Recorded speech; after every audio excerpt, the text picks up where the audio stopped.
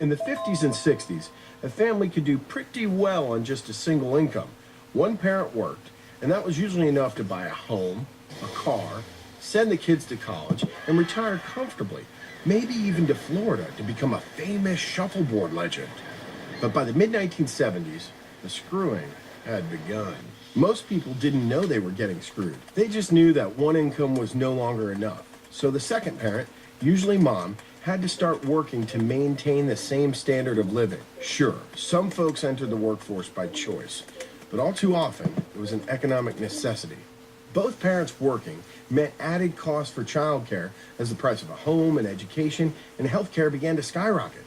By the 1980s, even with two incomes, the average American family still couldn't make ends meet. What could they do? Well, most people thought if we just work harder. So, both parents started working longer and longer hours, creating an army of latchkey kids. But even that wasn't enough to keep up. Middle-class families were left with no choice but to take out huge loans to pay for college and housing. Eventually, they were forced to put healthcare, their car, even basic living expenses on credit. So where did this leave the average American middle-class citizen? Screwed, shafted, fearing for their finances, and fearing for the future of their children, and very, very deep in debt.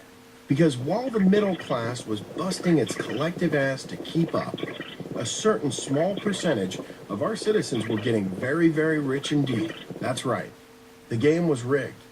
For the last several decades, the people in charge have made a dramatic shift from the values and policies that made our country great. Instead, they've set policies that rewarded the rich and stuck working families with the bill.